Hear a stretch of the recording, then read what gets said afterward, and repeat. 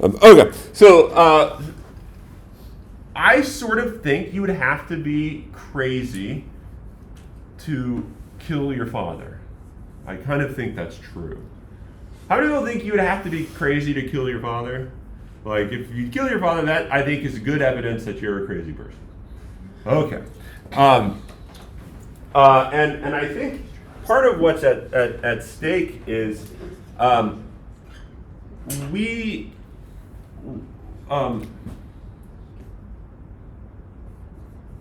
it's like this. If you do something like sin or evil or some great act of injustice, that's kind of like you know what's good, but you don't do it.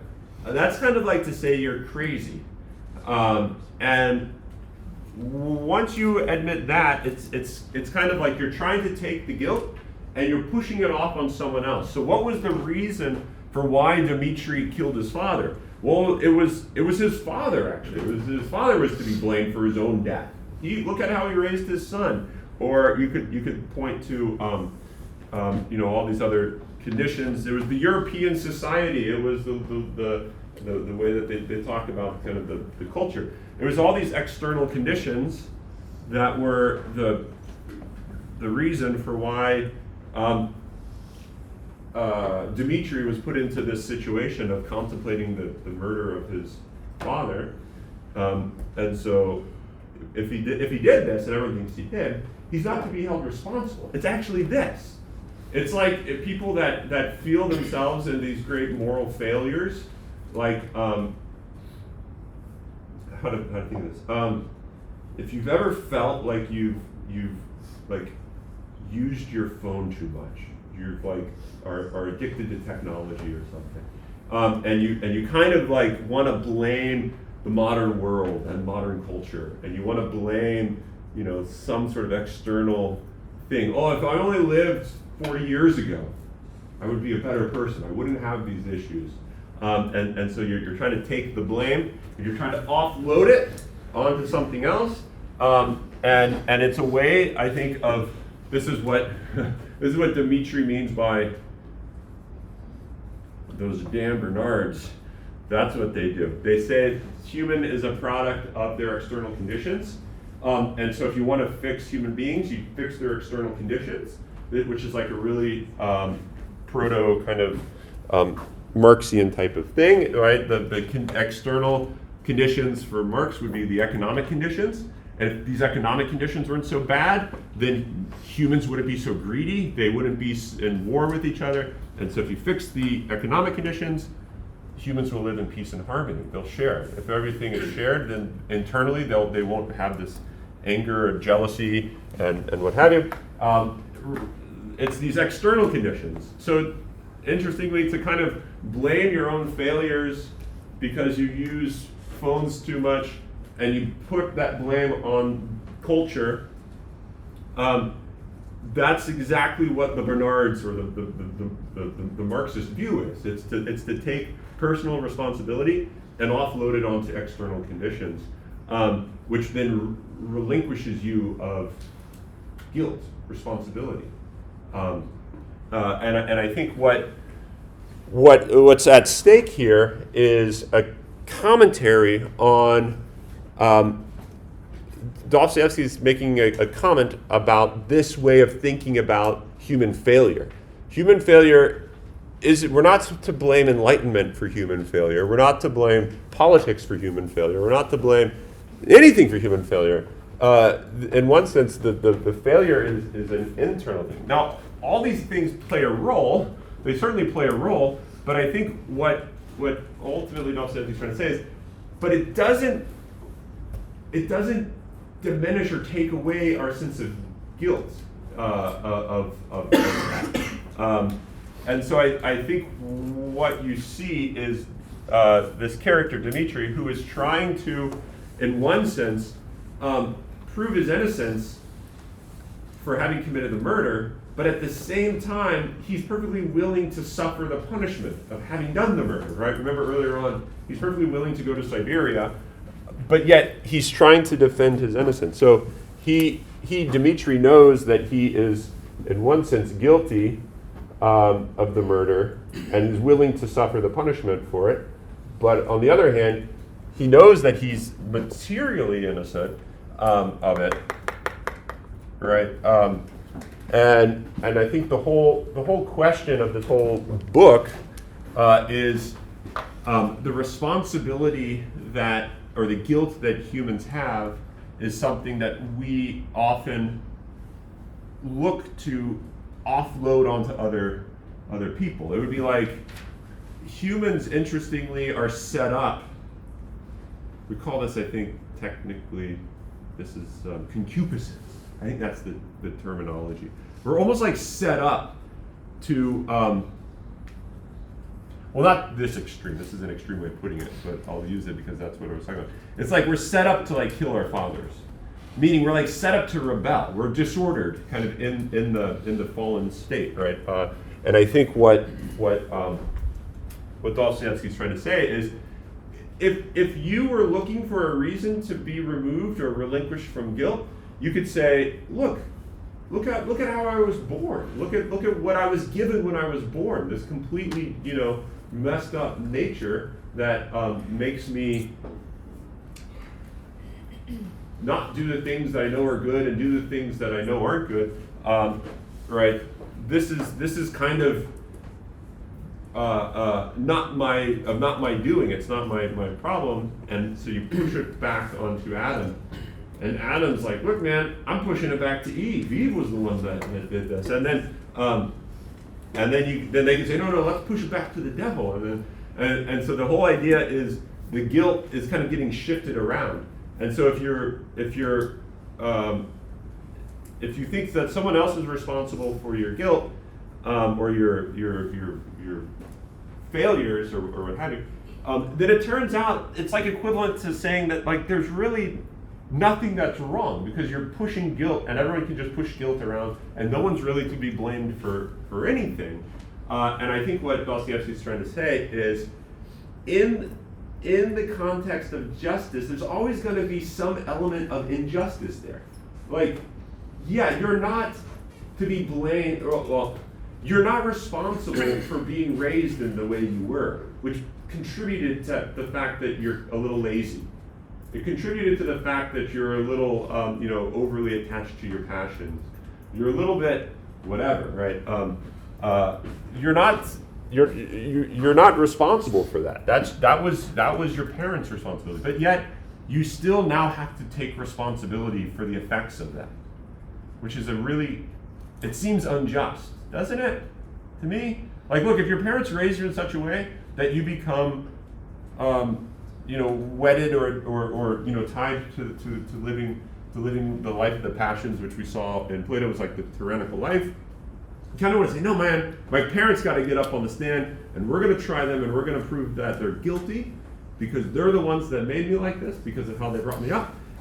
Whereas I think what Dostoevsky is trying to say is, yeah, they did sort of bring you up like that, but you're the one that is now responsible for the effects of having been brought up like that. And that seems unjust, at least to me, slightly unjust. The only way that I think it's not unjust, and this is, I think, why the significant emphasis throughout the whole novel is if it turns out that all are actually responsible for all. My parents maybe played a role in how I am, but I also play a role in how I am. And it's sort of that emphasis on the fact that I am responsible for every single aspect of it, even if other people do play a part in that. And so I think part of what he's trying to do is he's trying to say the only way that you can really make sense of like a morality of guilt is if you recognize that there's this fact that all are responsible for all, because otherwise it'll just be too tempting to try to push it on other people. Because you can always do that. You can always come up with some evidence or some reason, some facts for why you think this way about the world, why you act this way in the world. And you could talk about, you pick your favorite evil people in history, the Enlightenment figures or whatever, and you could say, these are the people, these are the ones that are to be blamed. And now, they might have a role, but I think the thing that saves it from then being an unjust situation is if I am also responsible for every single thing that is sort of all of my own moral failures kind of have a root in me internally. There's no external condition that's going to take away my own responsibility. Does that make sense? It's a real, it's a sort of a deep thing that's happening here. It has to do with how do you take possession of responsibility when you realize that there's so many external conditions that seem to be the recipient of responsibility, like the things that can be targeted as the causes of your own state in life, your own character. Is there a way to measure that responsibility, like for Mitya on trial?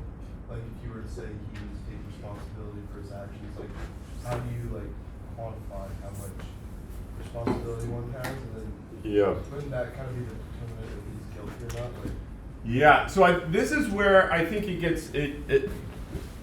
I don't think there is a way to quantify it, and this is why I think Dmitri keeps talking about, at least in one translation, all those damn Bernards. They're everywhere.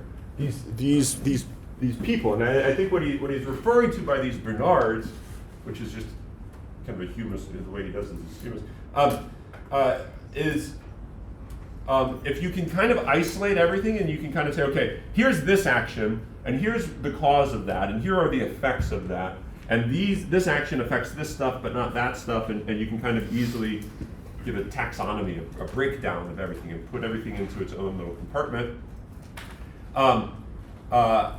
then you can better understand the whole situation. And I think what Dostoevsky and Dmitri, they're trying to say you can't really do that. Here's a perfect example of how this of sort of why you can't do this. So my wife is a very kind person. If you've ever met her, she's far more charitable and kind than I am or ever will be. When she goes into grocery stores, she talks to the cashiers. How do you have been a cashier? Okay, it's kind of a dehumanizing job a little bit, because people will come in and they won't talk to you, and you'll just scan their stuff, and they'll be angry because they're waiting in line for so long. And it's like a really, you gotta razz them up a little bit though. You gotta find something just like. That's right. Yeah. So my wife, what she likes to do, she likes to have conversations with cashiers, which is a sort of a novel thing. And so she'll have a conversation, and she's got to know this one cashier at Walmart over the years, and this person, I don't even think my wife knows her name, but they know each other, and she remembers my wife. When she sees her out, she'll say hi to her, and they'll talk a little bit. Okay, so this small, tiny, menial action of my wife, of just having this conversation, what effect does that have in this person's life? Like, does it matter? Does it have like how central, how important is that conversation to that cashier's life? Does the cashier even know how important that conversation is? Does that, you know what I'm talking about? It's like there are things that happen that we can't even determine the weight of it or the significance of it, and that's even like as it pertains to us. Like, okay, so someone gives you something, writes you a really nice letter out of the blue, and you're like, wow, that was really kind of them, and you're kind of thought, why did they do that all of a sudden? Why did they say that? And it's stuck, and you kind of, it passes by, and you let it fall into the back burner. A couple months go by, and you think of it again. You're like, wow, that was really sort of surprising that this person I knew back in college wrote me. Well, that's probably not surprising for you guys because you're in college, but like, let's say 15, 20 years after college, like, wow, that was really strange. That was a nice letter. And it's as if like you don't fully understand the meaning of that letter, both in itself, but also like as it pertains to you or to me. And we often find ourselves in particular moments, and this I think is what's happening with Dmitri when he's at the window. Right, this goes back to earlier in the book, and here's Fyodor, like trying to listen for Grushenka, and here's Dmitri back here in the trees with the little pestle here, and he's there, and then all of a sudden, he doesn't do it. Why doesn't he do it? Why doesn't he smack the guy on the head? Right? Like he feels the anger. He sees the Adam's apple. Everything is just so ripe for murder right now. It's as if like this is everything he's been dreaming. Like, right, he's been waiting for this moment because he just hates this man, and yet he doesn't do it. Why not? And the interesting thing about Dmitri, he says, I don't know why. I don't know why I didn't murder my father. And it could be because Zosima bowed to him earlier on in the book. It could be because of Dr. Herchenstuba. It could be because of the way Grigori treated him as a kid or what have you, right? There could be a multitude of reasons that just sort of subtly played and like pulled on his conscience in some very subtle, faint way that he can't say, oh, that's the thing that made me not murder my father. But the idea is, here's what made him not murder his father. Something that pertains to his life, right? And so everything's in this big hodgepodge, and it plays some role in the fact that he didn't do that. And can you isolate it and say, no, that wasn't a significant thing, and that wasn't a significant thing. That was the thing that did it. So I think what Dostoevsky's trying to do here is he's trying to say, we want to be able to get a clearer like articulation of like the weight of responsibility, and like how responsible are we for something. But I think what he's trying to say is we just can't. Is Grushenka responsible for the murder of Fyodor? I sort of think yes, because if it wasn't for Grushenka kind of building up the jealousy between the father and the son, there would be no threat, and therefore there wouldn't have been like that whole situation that led to the murder. So Grushenka is implicated, and in a sense, Grushenka is responsible for it, right? Even though she wasn't even there. And so it works for the. This is the situation of like the good. It also works for the evil, the ways in which we're responsible, and the ways in which we're responsible for like failure or sin, and the ways in which we're responsible for good and the charity of others. It kind of goes both ways. Does that kind of make sense? So I think it's as if you can't determine. So I think about my children, and I think, how am I affecting my children? How am I influencing my children? Am I raising them well or not?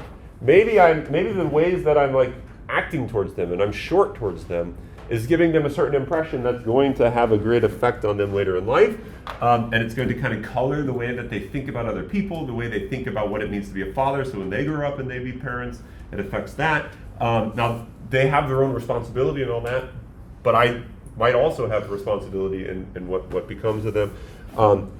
But I just don't know. I don't know how, maybe it was one time that I decided to play a snowball fight with my son, that memory stuck with him and lingers with him, right? I don't know. And does he know? He doesn't know. And it might even be the case that we might never know, but that's like the workings of providence, is that it works on these like subtle background memories. That's where real deep, I don't know if you want to call it deep grace, can work. It's in these real subtle memories. The pound of nuts, the onion, right? It's also Zosima, the duel, and the mysterious visitor. Remember that? The mysterious visitor who committed the murder, saw Zosima's duel, and that set this example, even though Zosima wasn't trying to set an example. He wasn't trying to be a moral exemplar. He was just trying to not be a loser, and just confess his fault before his fellows, and so he doesn't go through the duel, which does set an example, but he doesn't know that. And then it works out so this guy ends up confessing his murder and ends up being free. And does that make sense? The ways in which actions affect other actions, it's sort of too mysterious to articulate. You might even just reference it or think of it in terms of like the workings of the spirit. It's so subtle, so faint and vague that how charity enlivens other people, you just can't know.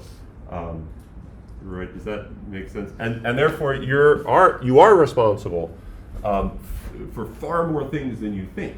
Now, you might, if you're a pessimistic person, that might lead you to think like, oh crap, I'm responsible for the failures of so many people. But I think it goes on the other side of life too, that the smallest act can be responsible for so much.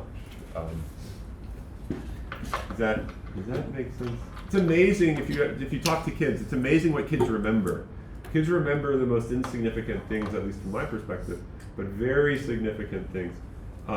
There's a neighbor of mine, Mike O'Hare. He's an elderly man, very elderly, and he gave my twins some chocolate a couple months ago, and every time my kids see him, they start asking for chocolate. And he starts smiling and laughing at the fact that they're asking for chocolate because, and so, if he has chocolate, he'll give them chocolate when he sees them. And it's like, I completely forgot that he gave them chocolate, but my kids didn't forget that. And now you could think of it in one sense as like, yeah, because they got food, it's kind of the way dogs respond to.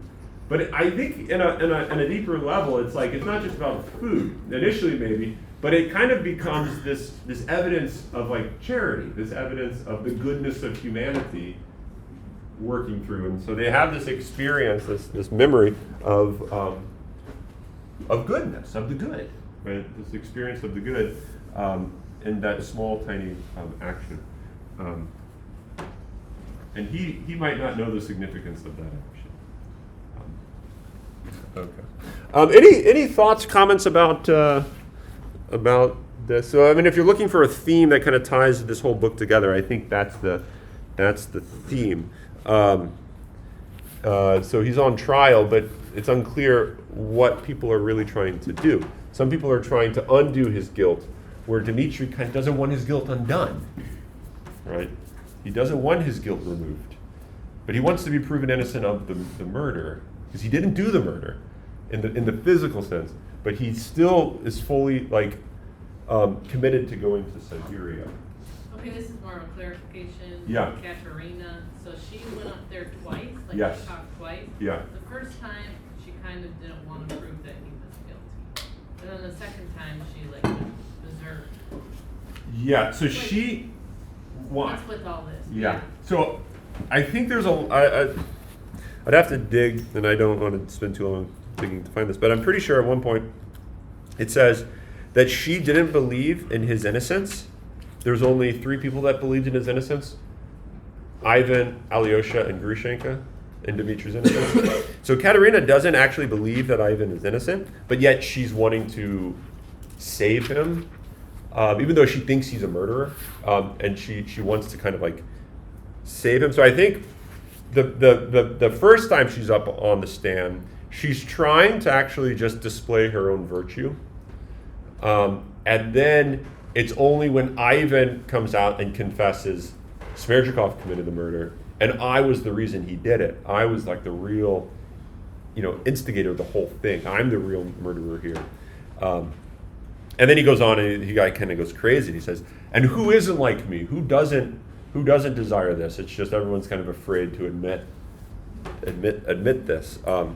And I think it's only then that Katerina, because I think she doesn't love Dmitri, she really loves Ivan, and she cannot think of Ivan as a murderer because she loves Ivan. And so she's wanting to get Ivan off the hook by putting Dmitry ultimately on though, because she actually thinks he's the one. So she's actually, the second time, I think she's being like genuine, because it's almost like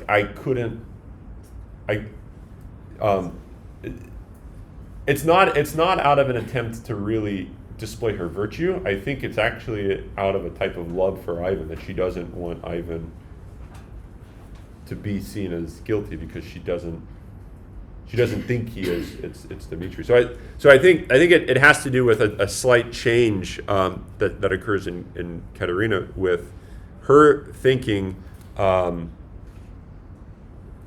that she's interested in herself, which is the first time she's on the stand, and then she's actually interested in Ivan, and I mean she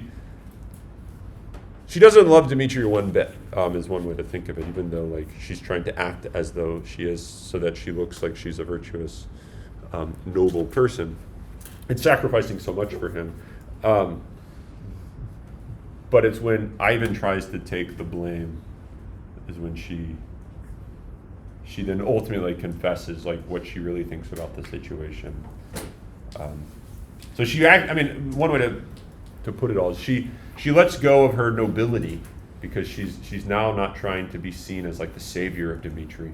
She's willing to let him like rot in prison, and so her hope for being proven to be the noble savior of this person is now gone. It's one way to think of it. I don't know if that makes sense. It's certainly a complicated, dramatic event for Katerina, but.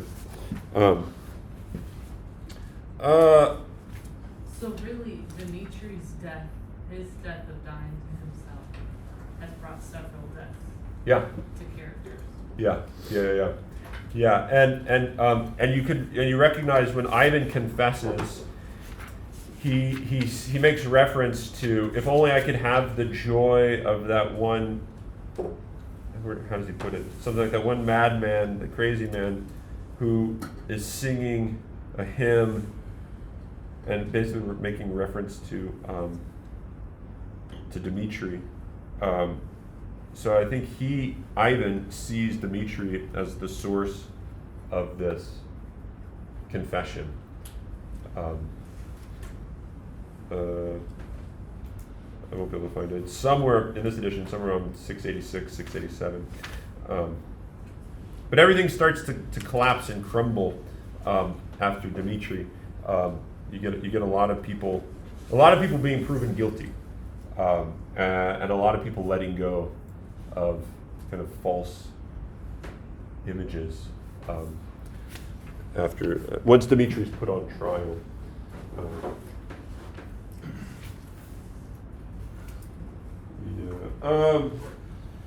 Okay.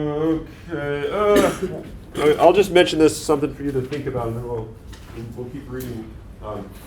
The way that the prosecutor refers to the Karamazov family, he's basically saying there's one person on the stand, and that's Dmitry, but really it's kind of like the whole family that's being tried here. It's not just Dmitry. And then he goes through it and he talks about Fyodor. He's like, because he says, look, I'm the prosecutor, but I'll also play the defense.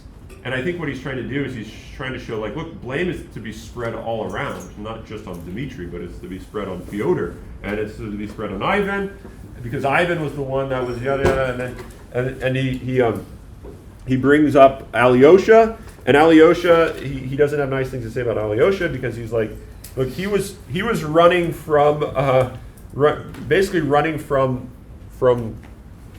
the Karamazov family to hide, as if it were this external thing, and he could hide in the monastery and save himself from these external conditions of being a Karamazov, which I think is ultimately why he's also says, no, you can't stay in the monastery, because you don't.